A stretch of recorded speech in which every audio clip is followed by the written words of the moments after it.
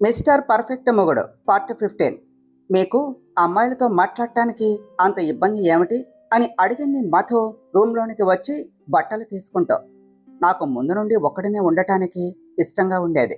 లోన్లీగా ఉండటం, ఒక్కడినే కూర్చోవటం, ఎక్కువ మాట్లాడకుండా సైలెంట్గా ఉండటం. అందుకనే నేను అమ్మాయిలతో దూరంగా ఉన్నాను.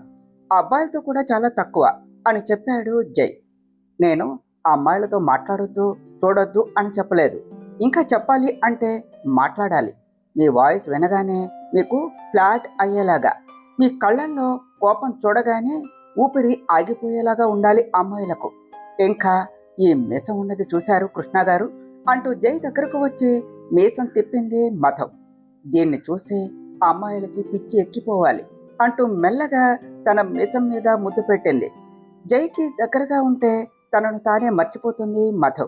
తెలియకుండానే తన మనసును తన ముందు పరుస్తోంది. తనకు తెలియచేయాలి అని చూస్తోంది. మధు అలా చేయగానే జైకు కరెంటు పాస్ అయినట్లు అయ్యింది. అలానే చూస్తూ ఉన్నాడు. జై మెడ చుట్టూ చేతులు వేసి, మీరు మీసం తిప్పుతూ మీ మాటలతో ఎదుటి వాళ్లకు చెమటలు రప్పించాలి.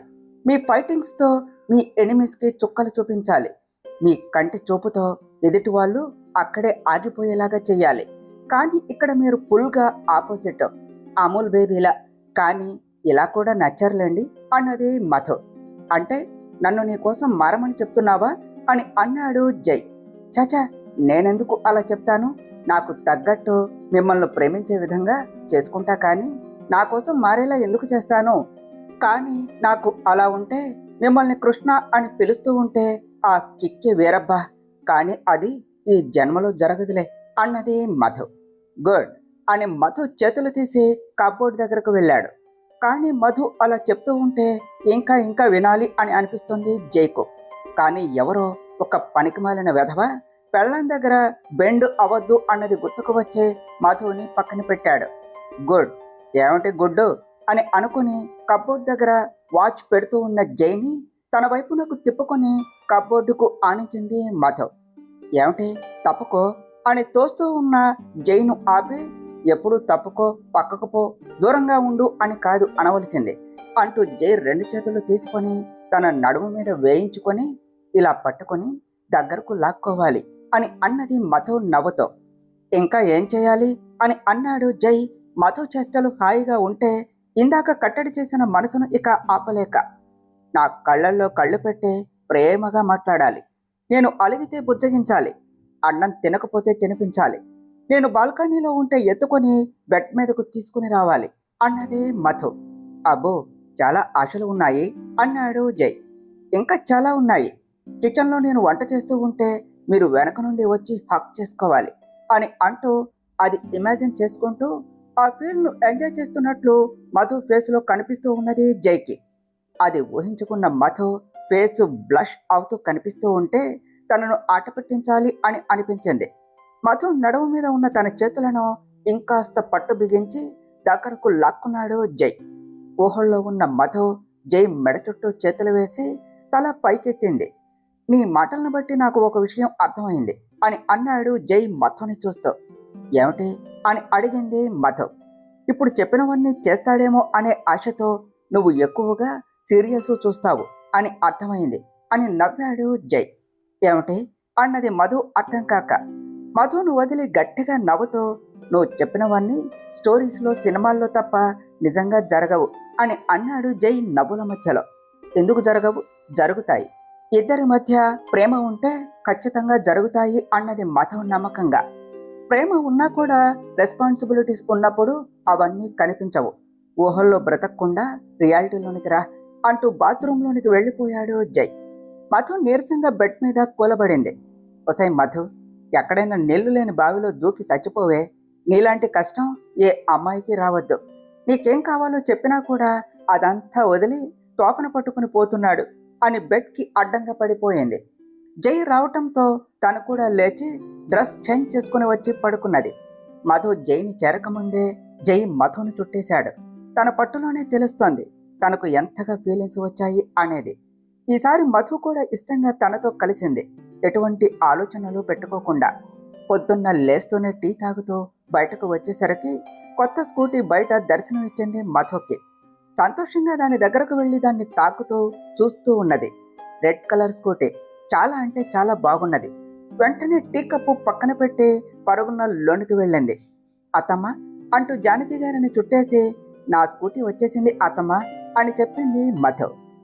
తెలుసు, నిన్న రాత్రే తెచ్చారు, నీకు కాల్ చేశారట, నేను అక్కడ పెట్టి వెళ్ళమని చెప్పాను అని అన్నారు జానకి గారు. ఓహ్, నిన్న అసలు మొబైల్ చూడనే లేదు, రాత్రి కూడా గమనించలేదు అని చెప్పింది మధు. కిందకు వచ్చిన జై వాళ్ళ మాటలు విని బయటకు వెళ్ళి చూశాడు. మధు కొత్త స్కూటీ కొనిందా, మరి నాకు ఒక్క మాట కూడా చెప్పలేదే అని అనుకున్నాడు. ఎందుకు చెప్పాలి అని ఎప్పుడు బయటకు రాని అతని అంతరాత్మ బయటకు వచ్చి అడిగింది. సడన్ గా వినిపించిన వాయిస్ విని దిక్కులు చూశాడు జై. అక్కడ ఇక్కడ కాదు, నీ లోపల ఉన్న నీ అంతరాత్మను అన్నది లోపల నుండి. ఇది కూడా ఒకటి ఉన్నదా అని అన్నాడు జై. నీలాంటి జీవులకు ఇలాంటివి చాలా లేటుగా తెలుస్తాయి అన్నది అంతరాత్మ. నాలాంటి అంటే అని అన్నాడు జై. టాపిక్ ఎక్కడికో వెళుతుంది, ఇప్పుడు నీ గురించి కాదు, మధు గురించి, తన స్కూటీ గురించి అని అన్నది అంతరాత్మ. తను నాకు చెప్పలేదు అసలు కొన్నట్లు అన్నాడు జై. ఎందుకు చెప్పాలి, నువ్వు ఏ రోజైనా ఎలా ఆఫీస్కు వెళ్తున్నావు అని అడిగావా? ఒకరోజైనా నేను డ్రాప్ చేస్తాను అని అన్నావా? తను వెళ్లేది చూస్తూ కూడా నువ్వు ఎప్పుడూ అడగలేదు. ఆఖరికి నువ్వు బయటకు వెళ్లేది కూడా తనకు చెప్పవు, తను మాత్రం నీకు అన్నీ చెప్పాలా అని కడిగేసింది అంతరాత్మ. ఆ ప్రశ్నలు అన్నీ నిజమే కాబట్టి ఆలోచిస్తూ నిల్చున్నాడు జై. నిజమే, తను నాకు చెప్పాలి అని నేనెందుకు ఆలోచిస్తున్నాను? నేను చెప్పనప్పుడు తను కూడా చెప్పకుండా ఉండటంలో తప్పులేదు, కానీ ఒక్కసారి కూడా చెప్పలేదే అని మళ్ళీ మళ్ళీ అదే అనుకుంటూ లోనికి వెళ్ళాడు. కిచెన్ నుండి బయటకు వస్తూ ఉన్న మధు జైని చూసి, నా కొత్త స్కూటీ చూశారా అని ఆనందంగా అడిగింది. నువ్వు ఎప్పుడు బుక్ చేశావు, నాకు ఎందుకు చెప్పలేదు అని డైరెక్ట్గా అడిగాడు జై. అప్పుడు గాని బల్బు వెలగలేదు మన మధుకి. అంటే మీరు బిజీగా ఉన్నారు, లాస్ట్ వీక్ నా దగ్గర ఉన్న మనీతో, అలాగే నాన్న ఇచ్చిన మనీతో కొన్నాను అని చెప్పింది మధు. వాళ్ళ నాన్న మనీ ఇచ్చాడు స్కూటీ కోసం అనగానే ఒక్కసారిగా కోపం వచ్చింది జైకి. అంటే మీ నాన్నకు నీకు అంత చేతకాని వాడిలాగా కనిపిస్తున్నానా? భార్యకు కనీసం బండి కూడా కొనటానికి డబ్బులు లేదు అని అనుకోవాలా అని గట్టిగా అడిగాడు. అదే ఫస్ట్ టైం జై కోపం చూడటం. అసలు ఇప్పుడు ఎందుకు అంతలా కోపం చూపిస్తున్నాడు అనేది అర్థం కావటం లేదు మధుకు. బహుశా తనకు చెప్పలేదు అనే కోపం ఏమో అని అనుకుని, నేను చెప్పాలి అని ట్రై చేశాను, మీరు నిజంగానే ఆ వీక్ డే అండ్ నైట్ చాలా బిజీగా ఉన్నారు అన్నది మధు నిదానంగా. నీకు నీ ఫ్రెండ్స్తో సొల్లు వేయడానికి టైం ఉంటుంది కానీ నాకు చెప్పటానికి ఉండదా అని ఈసారి ఇంకా గట్టిగా అరిచాడు జై. మధుకి కళ్ళల్లో నుండి కన్నీళ్లు జలజల రాలాయి. జై అరుపులు విని అటు శేఖర్ గారు ఇటు జానకి గారు ఇద్దరూ హాల్లోనికి వచ్చారు. జై, ఏమిటి అరుపులు, అది కూడా నువ్వు? అసలు నిన్ను ఇంత కోపంగా ఎప్పుడూ చూడలేదు, నీకు కోపం కూడా వస్తుందా అని అన్నారు జానకి గారు. ఏ, నేను మనిషిని కాదా, నాకు కోపం రాదా అన్నాడు జై. వేరే ఎవరో అయితే వచ్చేది, నువ్వు ఎప్పుడూ కూల్గా శాంతంగా ఉంటావు, అలాంటిది నీకు కోపం వస్తుంది అని ఎలా అనుకుంటాము? ముందు నీకు ఎంతగా కోపం రావడానికి కారణం చెప్పు అని అన్నారు జానకి గారు. మధు వాళ్ళ నాన్న ఇచ్చిన డబ్బుతో నాకు చెప్పకుండా స్కూటీ కొన్నది. ఏ, నన్ను అడిగితే నేను ఇవ్వనా? వాళ్ళ నాన్నను అడగవలసిన అవసరం ఏమిటి అని అంతే కోపంగా అడిగాడు జై. అత్తయ్య, నేను ఆయనకు చెప్పటం మర్చిపోయాను, అంతేగాని చెప్పకుండా తీసుకోవాలి అని అనుకోలేదు అని వెక్కిళ్ళు పెడుతూ చెప్పింది మధు. నువ్వు ఆగు మధు అని చెప్పి జై వైపు తిరిగి, తను చెప్పాలి అని అనుకుంటున్నావు, అది తన తప్పే చెప్పకపోవటం, కానీ నువ్వేం చేశావు? ఒక్కరోజైనా తనను అడిగావా ఎలా వెళ్తున్నావు, ఏదైనా వెహికల్ తీసుకుంటావా అని ఒక్కరోజైనా ఆలోచించావా? తను అడిగితేనే నీకు తెలుస్తుందా, నీ అంతటి నీకుగా తెలియదా అని గట్టిగానే అడిగారు జానకి గారు. తన తల్లి తనను కాదు అని మధుని సపోర్ట్ చేయటం కొత్తగా ఉన్నది జైకు. అందులోనూ ఇంత గట్టిగా తనతో మాట్లాడటం ఫస్ట్ టైం. మధు కూడా వాళ్ళ నాన్న డబ్బు మొత్తం తీసుకొని కొనలేదు, తను జాబ్ చేస్తోంది, తను కొనగలదు, అలాగే కూతురుకు ఏమైనా ఇచ్చుకునే హక్కు ఉంటుంది. నీకు ఈ విషయంలో ఇంత కోపం రావటం అనవసరం అని అన్నారు శేఖర్ గారు. జై వాళ్ళ నాన్న సైడు ఆశ్చర్యంగా చూశాడు. ఆయన కూడా మధుని సపోర్ట్ చేసేసరికి, ఆడపిల్లకు పుట్టింటి నుండి కొన్ని ప్రేమను వ్యక్తపరిచే కానుకలు ఉంటాయి, వాటిని ఎవ్వరూ కాదు అనలేము. అలాగే తన కూతురు కోసం ఇచ్చారు అంటూ శేఖర్ గారు జైకి దగ్గరగా వచ్చి మధుకి సారీ చెప్పు అని అన్నారు ఆయన. జై షాక్ అయిపోయాడు. ఒకరి దగ్గర తల వంచొద్దు అని చెప్పే ఆయన ఇలా సారీ చెప్పమని అనటంతో తన చూపు అర్థం చేసుకున్న ఆయన, బయట వాళ్ళ దగ్గర నేను తగ్గొద్దు అని చెప్పాను. ఇంట్లో వాళ్ళ కోసం వాళ్ళ దగ్గర ఎన్ని మెట్లు తగ్గినా అది వాళ్లకు ఇచ్చే గౌరవం అని అన్నారు. నాదే తప్పు మామయ్య, నేను చెప్పకపోవటం వల్లే ఆయనకు కోపం వచ్చింది అని ఆయనకు చెప్పి జై వైపు చూసి సారీ అని చెప్పి పైకి వెళ్ళిపోయింది మధు. జై అక్కడే సోఫాలో కూర్చున్నాడు. శేఖర్ గారు బయటకు వెళ్ళిపోయారు. జానకి గారు జై పక్కన వచ్చి కూర్చున్నారు. ఆవిడని చూశాడు జై. మధు, నీకే మొదటి ప్రిఫరెన్స్ ఇవ్వాలి అని నువ్వు అనుకోవటంలో తప్పులేదు. అలాగే తనకు కూడా ఉంటుంది. ఇప్పుడు నీకు కోపం వచ్చింది, తను స్కూటీ కొన్నందుకు కాదు, ముందు నీకు చెప్పనందుకు వచ్చింది. చిన్నప్పుడు కూడా ఇలాగే చేసేవాడివి. మీ నాన్న నీకంటే ముందు నాకు ఏదైనా ఇస్తే ఇలాగే కోపం చూపించేవాడివి. మళ్ళీ ఇన్నాళ్లకు ఇలా అని అన్నారు జానకి గారు. అప్పుడు కానీ అర్థం కాలేదు తనకు. నిజంగానే తన కోపం చూపించేది అమ్మ నాన్న దగ్గరే. తర్వాత ఎవరు ఏం చేసినా తన ముందు ఎన్ని గొడవలు జరుగుతున్నా కూడా కోపం వచ్చినది లేదు. అంటే తను మధుని తన హక్కుగా ఫీల్ అవుతున్నాడు అని అనిపించింది. ఆలోచిస్తూ రూమ్లోనికి వెళ్ళాడు జై. అప్పటికే మధు స్నానం చేసి రెడీ అవుతోంది. టైం చూసి తాను కూడా రెడీ అవటానికి వెళ్ళాడు. కిందకు వచ్చిన మధు నార్మల్గా వాళ్ళ అత్తతో మాట్లాడి టిఫిన్ తిని క్యాబ్ బుక్ చేసుకుని ఆఫీస్కు వెళ్ళింది. జై కూడా రెడీ అయ్యి కిందకు వచ్చేసరికి మధు లేదు. తను కూడా ఫాస్ట్గా టిఫిన్ తిని బయటకు వచ్చేసరికి స్కూటీ అక్కడే ఉన్నది. అంటే మధు అందులో వెళ్ళలేదు అనుకుని తను ఆఫీస్కు వెళ్ళిపోయాడు. ఆఫీస్కు వెళ్ళిన మధుకి మనసులో లేదు. జైలో అంత కోపం ఉన్నది అని కల్లో కూడా అనుకోలేదు. ఏ రోజు ఎలా వెళ్తున్నావు అని అడగని మనిషి ఈరోజు చెప్పలేదు అని అరిచేసరికి నిజంగానే భయపడింది. తాను చెప్పలేదని కోపడ్డాడు. అలాగే వాళ్ళ నాన్న మనీతో కొన్నాను అని. అంటే తను మాత్రమే చెయ్యాలి అని అనుకున్నాడా? ఆ మాట అనుకోగానే ఇంతకు ముందు ఉన్న బాధ పోయింది మధుకు. చిన్నగా నవ్వుకున్నది. నేను జాబ్ చేస్తున్నాను, ఆ మాత్రం ఎఫర్ట్ పెట్టగలను అని కూడా అనుకోలేదా? డైరెక్ట్గా అలా అరిచేయటమేనా? నువ్వు చెప్పే వరకు స్కూటీ అస్సలు ముట్టుకోను. అయినా కూడా నా కోసం వచ్చిన నీ కోపం బాగుంది మిస్టర్ జయకృష్ణ. అలాగే నీ ప్రేమ కూడా చూడాలి అని ఉన్నది. తొందరగా అది కూడా చూపించవా అని అనుకుని వర్క్లో పడింది. ఆఫీస్కు వచ్చిన జై తన క్యాబిన్లో కూర్చొని ఆలోచిస్తూ ఉన్నాడు. తనకు ఎందుకు అంతగా కోపం వచ్చిందో ఇప్పటికీ అర్థం కాని విషయం. మధుకి ముందే చెప్పాడు అన్ని చెప్పి చేయాలి అని లేదని. ఈ మధ్య కాలంలో తను కూడా కొన్ని ఐటమ్స్ కొన్నాడు. లైక్ క్లాత్స్, ఫర్నిచరు, ఈవెన్ ఒక ప్లేస్ కొనటానికి కూడా చూస్తున్నాడు. అవన్నీ మధుకి చెప్పలేదు. కానీ తను మాత్రం మధు నుండి ఎక్స్పెక్ట్ చేస్తున్నాడు. పెళ్లికి ముందు ఎక్స్పెక్టేషన్స్ ఉండకూడదు అని చెప్పిన తానే మధు అన్నీ చెప్పాలి అని అనుకుంటున్నాడు. ఈ పెళ్లి ఫిక్స్ అయినప్పటి నుండి ఈ 5 నెలల కాలంలో మధు గురించి ఒక్క ముక్కలో చెప్పాలి అంటే ప్యూర్ సోల్ అని చెప్పవచ్చు. తన దగ్గర అన్నీ చెప్పేది. అలాంటిది ఇది చెప్పలేదు అని నేను కోప్పడటం కొంచెం ఎక్కువ అయినట్లు ఉన్నది. తానే మర్చిపోయి ఉండవచ్చు అని అనుకుని కొంచెం గిల్టీగా ఫీల్ అయ్యాడు. అలా అని వెంటనే సారీ చెప్పే స్వభావం అసలే కాదు తనది. జై ఆ ఆలోచనలో ఉండగానే వసంత్ వచ్చాడు. ఏమిటో కొత్త కొత్త వింతలు విచిత్రాలు జరుగుతున్నాయి, నమ్మలేకపోతున్నాను అంటూ వచ్చి చైర్లో కూర్చున్నాడు. జై చేతిలో ఉన్న పెన్ను వసంత్ మీదకు విసిరాడు. ఔచ్ అని దాన్ని పట్టుకుని, ఈ జన్మలో నీకు కోపము జలసు వస్తుందో రాదో అని అనుకున్నా కానీ అవి రెండు తీరిపోయాయి అని అన్నాడు వసంత్. ఏం మాట్లాడుతున్నావు? నాకు కోపం ఎందుకు, జలసి ఎందుకు అని అన్నాడు జై సరిగ్గా కూర్చుంటూ. అంత తొందరగా ఒప్పుకుంటే నువ్వు ద గ్రేట్ జయకృష్ణ ఎందుకు అవుతావు? నీకు కోపం రాకుంటే ఇప్పుడు నా మీదకు ఈ పెన్ ఎందుకు విసిరావు అది చెప్పు అన్నాడు వసంత్. దానికి సమాధానం చెప్పకుండా ల్యాప్టాప్ వైపు కళ్ళు తిప్పాడు జై. చూసావా, నువ్వు చెప్పలేదు. నిన్న ఫంక్షన్లో మన ఫ్రెండ్స్ మధు నీ వైఫ్ అని తెలియక తనను కామెంట్ చేస్తే నీకు కోపం రాలేదా? అలాగే ఇవాళ మధు మీద కోపం చూపలేదా? మాకు కథలు చెప్పకమ్మా, మేము అన్నీ తెలుసుకుంటున్నాము అని అన్నాడు వసంత్ నవ్వుతూ. జై సీట్కు చారపడి చేతులు కట్టుకొని, సో వాట్, నీకు ఇంకా ఏ పని లేదా, ఇక్కడ తిష్ట వేశావు అని అన్నాడు. వెళ్తాం బాబు, వెళ్తాం. ఏదో నీకు ఒక విషయం కాదు 2 విషయాలు చెప్దాము అని వచ్చాను. నాకేమీ పని పాట లేక కాదు. అసలే బ్యాంకు లోన్ ఇష్యూతో తల పగిలిపోతుంది అని అన్నాడు వసంత్. ఏమైంది అని సీరియస్గా అడిగాడు జై.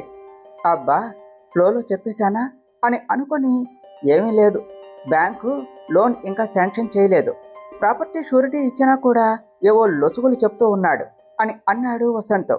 నాకు చెప్పాలి అని అనిపించలేదా? అది వదిలేసి అనవసరం అయినవి అన్నీ మాట్లాడుతున్నావు అని అన్నాడు జై. అరే బాబా, నేను ట్రై చేస్తున్నాను వాళ్ళతో ఫిక్స్ చేయడానికి. ఆల్మోస్ట్ సాల్వ్ అయ్యింది, ఇంకా అప్రూవల్ ఒకటే మిగిలింది, అందుకనే చెప్పలేదు అన్నాడు జై. ఆల్ రైట్, కానీ ఏదైనా ప్రాబ్లం అయితే మాత్రం వెంటనే చెప్పాలి, అర్థమైందా అన్నాడు జై. సరే, ఇప్పుడు మాత్రం నేను చెప్పే 2 విషయాలు విను. ఒకటి, మీ చైర్మన్ గారి కూతురు మేనల్లుడు ఈ వీక్లో ఇక్కడకు ల్యాండ్ అవుతున్నారు అన్నాడు వసంత్. ఓహ్, నెక్స్ట్ అన్నాడు జై. అండ్ ఇంకొకటి, నీ ప్రియాతి ప్రియమైన నీ ప్రాణ స్నేహితుడు అని తన కలర్ ఎగరవేసి అనగా నేను అని జై వైపు చూశాడు వసంత్. చాలా ఎక్కువైనట్లు నీకు అనిపించలేదా అని అన్నాడు జై. అస్సలు అనిపించలేదు. నీతో నేను ఉన్నాను అంటే నేను ఆ మాత్రం నా గొప్పతనం చెప్పుకోవాలి, లేదంటే ఫ్రెండ్షిప్కే అవమానం అన్నాడు వసంత్ డ్రామాటిక్ వేలో. ఇంకా నీ సోదాపి పాయింట్కురా అని అన్నాడు జై. ఓకే, నీ ఫ్రెండ్ రేపు ఒక మహత్కార్యానికి శ్రీకారం చుట్టబోతున్నాడు అని అన్నాడు వసంత్. కాస్త తెలుగులో చెప్తావా అని అడిగాడు జై. అంటే నా మనసులో మాట రేపు దివ్యకు చెప్పబోతున్నాను అని చెప్పాడు వసంత్. నిజంగా? ఆర్ యూ షూర్ అని అడిగాడు జై. 100%. ఇందుకు నా చెల్లి కూడా నన్ను సపోర్ట్ చేసింది అన్నాడు వసంత్.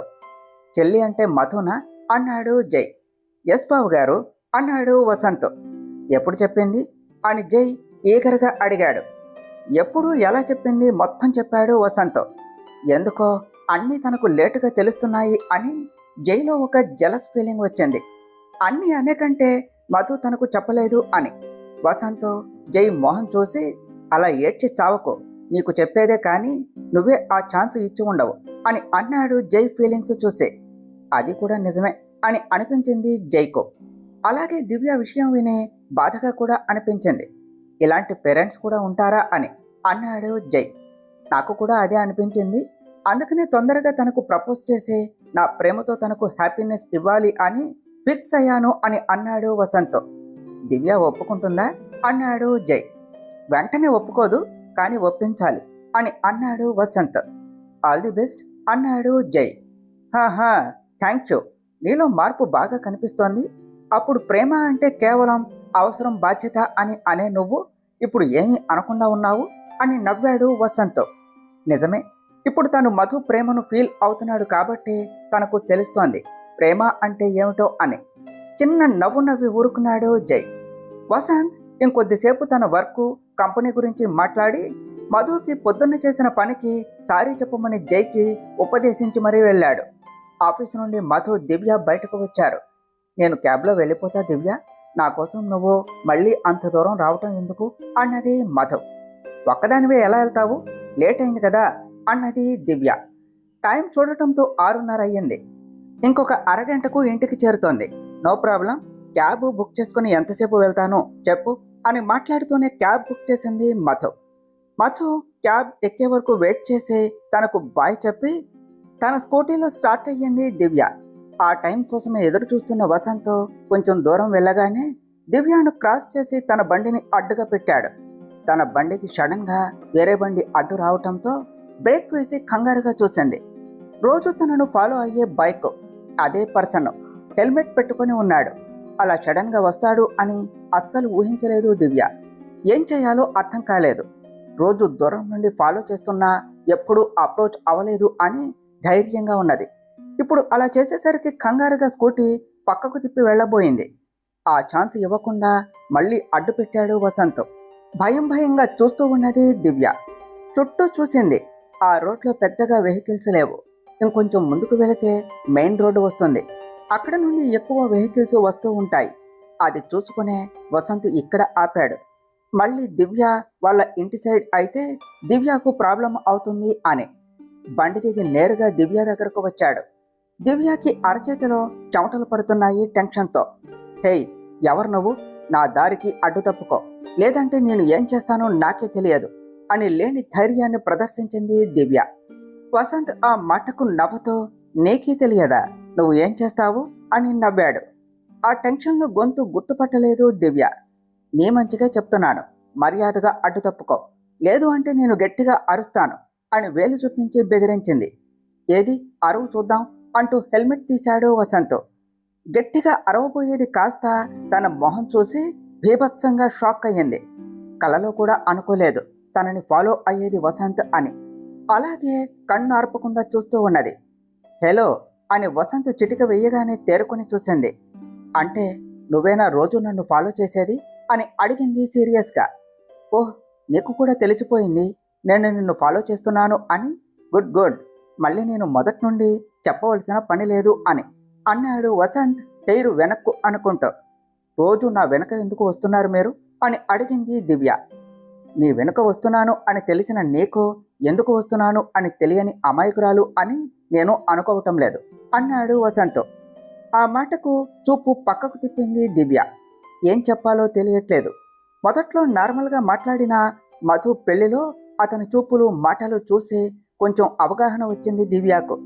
తన వల్ల ఎవరికి ఏ హాని జరగొద్దు అని తనను అవాయిడ్ చేస్తూ వచ్చింది. ఈ మధ్య కనిపించకపోతే మర్చిపోయాడు అని అనుకున్నది. కానీ ఇలా సడన్గా వస్తాడు అని ఊహించలేదు. నువ్వు ఎందుకు వస్తున్నావో నాకు అనవసరం, కానీ ఇక నుండి నా వెంట రాకు, అది నీకు మంచిది కాదు అన్నది దివ్య. ఏది మంచిదో ఏది కాదో మాకు బాగా తెలుసు అన్నాడు వసంత్. తెలిసినప్పుడు దూరంగా ఉంటే మంచిది, ఇలా మళ్ళీ మధ్యలో నన్ను ఆపకండి అని స్కూటీ స్టార్ట్ చేయబోయింది దివ్య. అరెరే, అప్పుడే వెళ్ళిపోతే ఎలా బంగారం అని స్కూటీ కీసు లాక్కున్నాడు వసంత్. మర్యాదగా నా కీసు నాకు ఇవ్వండి అన్నది దివ్య బండి దిగి. నా కోసం ఒక 10 నిమిషాలు టైం కేటాయిస్తే ఇస్తాను అని అన్నాడు వసంత్. నేను ఎందుకు నా టైం మీకు ఇవ్వాలి, నేను ఇవ్వను అన్నది దివ్య. ఇవ్వాలి బంగారం, లేదంటే ఈ రోజంతా ఇక్కడే ఉంటావు అని అన్నాడు వసంత్. ఇదిగో, నాకు పేరు ఉన్నది దివ్య అని, అలాగే పిలువు, అంతేకాని బంగారం గెంగారం అని పిచ్చి పిచ్చి మాటలు మాట్లాడకుండా కేసివ్వు అని చెయ్యి చాచింది. ఆ చేతిలో తన చెయ్యి పెట్టి గట్టిగా పట్టుకున్నాడు వసంత్. దివ్య ఒక్కసారిగా షాక్ అయ్యింది. వెంటనే తేరుకొని చెయ్యి విడిపించుకునేందుకు చూసింది. కానీ వసంత్ ఇంకా గట్టిగా పట్టుకున్నాడు. నువ్వు నాతో పాటు ఒక్క 10 నిమిషాలు వస్తే నేను నిన్ను వదిలిపెడతాను అని అన్నాడు. నిజంగానా అని అడిగింది దివ్య. నిజంగా నిజం అని అన్నాడు వసంత్ కళ్ళు ఆర్పుతూ. సరే అయితే చెప్పండి అన్నది దివ్య. తన చెయ్యి వదిలి దివ్య స్కూటీ రోడ్డు మీద పక్కకు పార్క్ చేసి తన బండి వద్దకు కదిలాడు వసంత్. చెప్పమంటే వెళ్ళిపోతారే అన్నది దివ్య. నిన్ను వదిలి వెళ్ళట్లేదు మేడం, బైక్ కోసం వెళ్తున్నాను అని కన్ను కొట్టి చెప్పాడు వసంత్.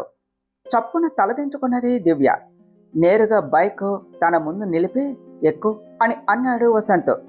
ఏమిటి అని కళ్ళు పెద్దవి చేసి చూసింది దివ్య. నా బైక్ ఎక్కితే మనం స్టార్ట్ అవుదాం అని చెప్తున్నాను అన్నాడు వసంత్. ఎక్కడికి? నేను రాను, నేను ఇలా వేరే బైక్ ఎక్కడం ఎవరైనా చూస్తే తప్పుగా అనుకుంటారు అని భయంగా చెప్పింది దివ్య. నువ్వు ముందు ఎక్కుతావా లేదా ఎత్తి బండి మీద కూర్చోబెట్టనా అని కోపంగా అన్నాడు వసంత్. నిజంగానే కూర్చోపెడతాడు అని బెదురుగా వచ్చి ఒక సైడ్కు కూర్చున్నది దివ్య.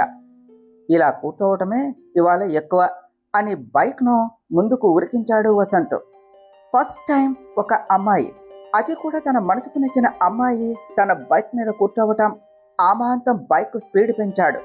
స్పీడ్ పెంచటంతో భుజం మీద చెయ్యి వేసి స్లోగా వెళ్ళండి, భయంగా ఉన్నది అన్నది దివ్య.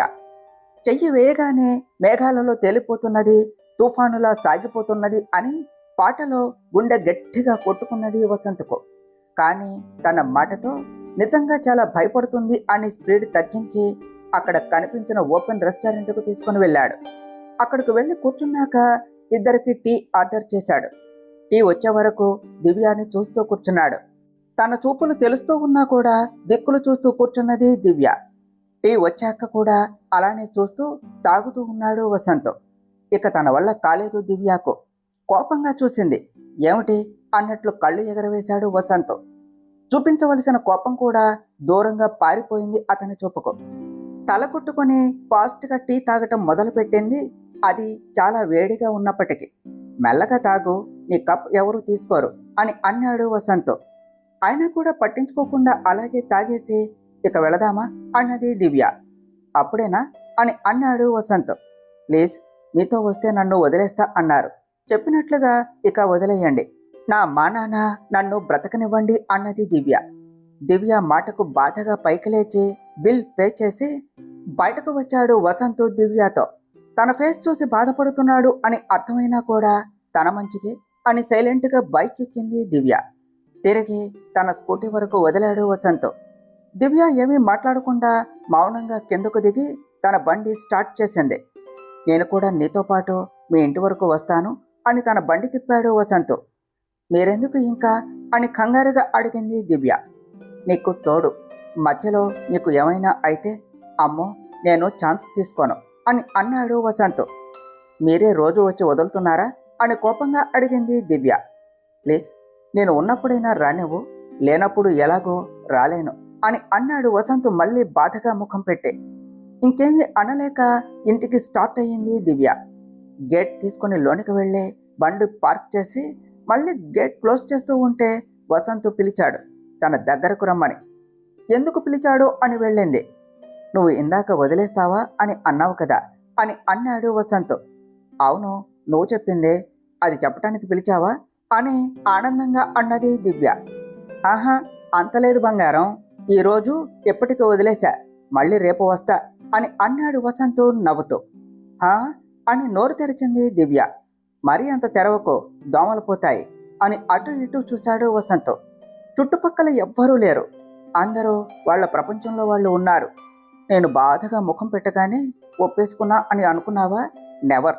రేపు మళ్ళీ కలుద్దాం, అంతవరకు అని మళ్ళీ ఒకసారి చుట్టూ చూసి కొంచెం ముందుకు వంగి దివ్య బుగ్గ మీద ముద్దు పెట్టాడు. ఒక్కసారిగా బిగుసుకుపోయింది దివ్య. బైక్ స్టార్ట్ చేసి బాయ్ అని చెప్పి వెళ్ళిపోయాడు వసంత్ నవ్వుకుంటూ. కొద్దిసేపటి వరకు అలాగే ఉండిపోయింది దివ్య. వేరే బండి సౌండ్కు తేరుకొని బుగ్గ మీద చెయ్యి పెట్టుకొని లోనికి వెళ్ళింది. తనకు ఎలా స్పందించాలో అర్థం కావటం లేదు. మొదటిసారి ఒక అబ్బాయి ఇంత చనువు తీసుకోవటం, తన మొదటి ముద్దు ఏ అబ్బాయిని తాకే అవకాశం కూడా ఇవ్వలేదు. కానీ అంత ఈజీగా ఎలా వసంత్కు ఇచ్చిందో అర్థం కావటం లేదు. తను ఇచ్చిందా లేక వసంత్ చొరవ తీసుకున్నాడా అని ఆలోచిస్తూ ఉన్నది. ఇటు జై రోజు కంటే ముందుగానే ఇంటికి వచ్చాడు. అప్పటికి మధు ఇంకా రాలేదు. మనసు బాగోలేక ఇంటికి కొద్దిగా దూరంలోనే క్యాబ్ దిగి అక్కడే ఉన్న పార్కులోనికి వెళ్ళి కూర్చున్నది మధు. ఇంటికి వచ్చిన జై ఫ్రెష్ అయ్యి కిందకు వెళ్ళి టీవీ చూస్తూ మాటిమాటికి గుమ్మం వైపు చూస్తూ ఉన్నాడు. తను హాస్టల్కు వెళ్ళినప్పటి నుంచి ఇప్పటి వరకు ఎవ్వరి కోసం ఎదురు చూడలేదు. మొదటిసారి మధు కోసం చూస్తూ ఉన్నాడు. ఇంకొక 10 నిమిషములకు ఆలోచిస్తూ నడుచుకుంటూ వచ్చింది మధు. తను రావటం చూసి లోనికి వెళ్ళాడు జై. రూమ్లోనికి వెళ్ళిన మధు ముందుగానే జై రావటం చూసి ఆశ్చర్యంగా అనిపించింది. ఏమీ మాట్లాడకుండా ఫ్రెష్ అయి వచ్చింది. అంతవరకు బెడ్ మీదే కూర్చొని ఉన్నాడు జై. మధు రాగానే హాయ్ అని అన్నాడు. అలాగే చూసింది మధు. ఎన్ని జరిగినా ఏమీ జరగనట్లు మామూలుగా ఎలా ఉంటాడో అర్థం కాదు మధుకి. నిన్ను అలా అడగటం తప్పే. అప్పుడు ఏమైందో తెలియదు. నీ మీద అలా అరిచాను. ఇక అరవను, స్కూటీ కూడా యూజ్ చేసుకో, నాకు ఎటువంటి కోపం లేదు అని చెప్పాడు జై. నిజంగా అని సంతోషంగా అడిగింది మధు. అసలు జై తన తప్పు ఒప్పుకుంటాడు అని అనుకోలేదు. ఇలా డైరెక్ట్గా చెప్పేసరికి నిజంగానే చాలా ఆశ్చర్యముగా ఆనందంగా ఉన్నది. అవును అని అన్నాడు జై. పరుగున వెళ్ళి జైను హత్తుకున్నది మధు. తెలియకుండానే తన చుట్టూ చెయ్యి వేశాడు జై. ఆనందంలో ఆ విషయం మధు గమనించలేదు. నేను ఈ విషయం వెంటనే అత్తమ్మకు చెప్పాలి అని పరిగెడుతూ కిందకు వెళ్ళింది మధు. మధును చూసి నవ్వుకున్నాడు జై. తనను ఎంత బాధ పెట్టినా తను మాట్లాడగానే అన్నీ మరిచి తనతో మాట్లాడుతుంది. ఒక్కసారి కూడా బెట్టు చేయలేదు. అది ప్రతిసారి ఆశ్చర్యంగా అనిపిస్తుంది జైకు. యువర్ స్పెషల్ మధు అని అనుకుని ల్యాప్టాప్ తీసుకొని వర్క్ చేస్తూ ఉన్నాడు. వాళ్ళ అత్తమ్మ ఎక్కడ ఉన్నదో తెలుసు కాబట్టి డైరెక్ట్గా కిచెన్లోనికి వెళ్ళింది మధు. వెనక నుండి వాళ్ళ అత్తను హక్ చేసుకున్నది. ఏమిటో అంత సంతోషం అని అడిగారు జానకి గారు. మధు పట్టుకున్న తీరే చెప్తోంది ఎంత హ్యాపీగా ఉన్నది అనేది. మీ అబ్బాయి తను చేసినది తప్పు అన్నాడు. స్కూటీ కూడా వాడుకోమని చెప్పాడు అన్నది మధు. వాడు చెప్పలేదు కదా వాడొద్దు అని అన్నారు జానకి గారు. కానీ ఆయన అలా కోపంగా అనేసరికి నేను వాడలేదు అన్నది మధు. సరిపోయింది, వాడు అన్నాడు అని వాడలేదు, బాధపడ్డావు. కనీసం దానికి వాడు సారీ చెప్పే వరకు మొండిగా ఉండాలి కదా, అది లేదు. వాడు మాట్లాడగానే తోక ఊపుకుంటూ వెళ్ళిపోయావు అన్నారు జానకి గారు. అత్తమ్మ అని బొంగమూతి పెట్టింది మధు. ఈ వేషాలు నా దగ్గర కాకుండా వాడి దగ్గర వేస్తే కొంచెం ఉపయోగం ఉంటుంది అన్నారు జానకి గారు.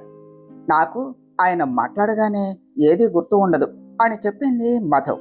హా, నీకు గుర్తుండదు, ఓ ప్రేమ కారిపోతుంది అన్నారు జానకి గారు. అయినా నేను బాధపడలేదు అత్తమ్మ, మీరే అన్నారుగా కోపం చూపించటం మొదటిసారి అని. అంటే నేను తనకు బాగా ఇష్టమని అర్థం కదా అన్నది మధు. ప్రతి దాంట్లో సంతోషమే వెతుక్కుంటావు పిచ్చి పిల్ల, వెళ్ళి మీ ఆయన్ను పిలుచుకొనిరా, కలిసి తిందాము అన్నారు జానకి గారు. మధు నవ్వుతూ పైకి వెళ్ళి జైని పిలుచుకొని వచ్చింది. మరో ప్రక్క కన్నీళ్లతో ఎదురుగా ఉన్న వాళ్లను చూస్తూ ఉన్నాడు సిద్ధు. తన పక్కనే ఉన్న ప్రీతి విసుగ్గా చూస్తూ ఉన్నది తనను. I miss you bloody all అని అన్నాడు సిద్ధు. మీటు అని ఒకేసారి అన్నారు తన ఎదురుగా ఉన్న 10 మంది అమ్మాయిలు. I will come soon and we will rock అన్నాడు Siddhu. We will wait for you అన్నారు ఆ అమ్మాయిలు.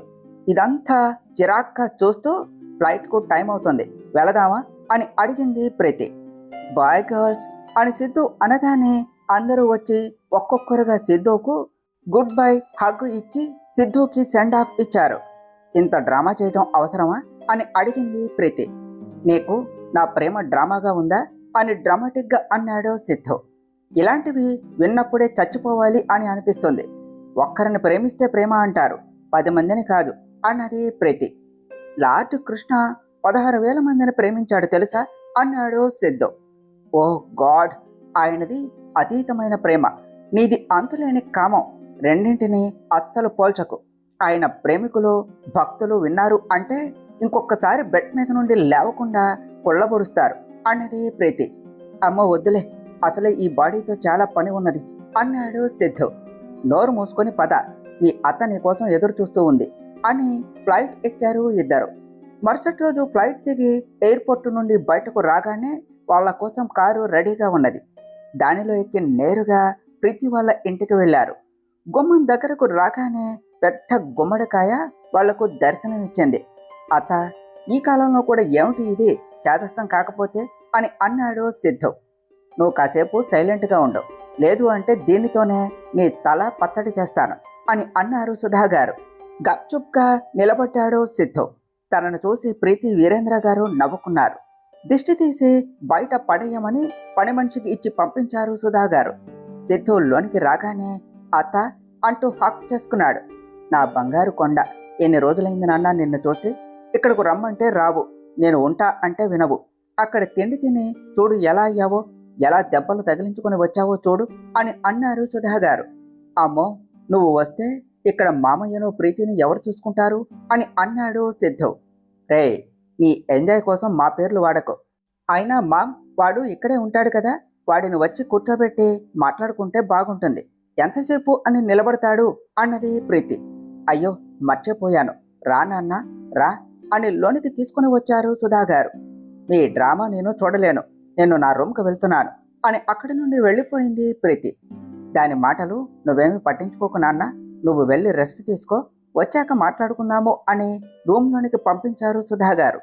ప్రీతి రూమ్లోనికి రాగానే ఫ్రెష్ అయ్యి తను జైని ఎలా తన దారిలోనికి తెచ్చుకోవాలి అని ఆలోచిస్తూ ఉన్నది.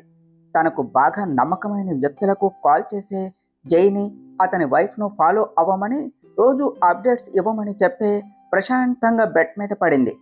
తరువాత ఏమి జరిగిందో నెక్స్ట్ పార్ట్లో తెలుసుకుందాం ఫ్రెండ్స్. డియర్ ఫ్రెండ్స్, మీకు కనుక ఈ కథ నచ్చినట్లయితే మీ అభిప్రాయాలను కామెంట్ల రూపంలో తెలియచేయండి. ఈ వీడియోను లైక్ చేయండి, షేర్ చేయండి, మా ఛానల్ను సబ్స్క్రైబ్ చేసుకోండి ఫ్రెండ్స్. Thank you.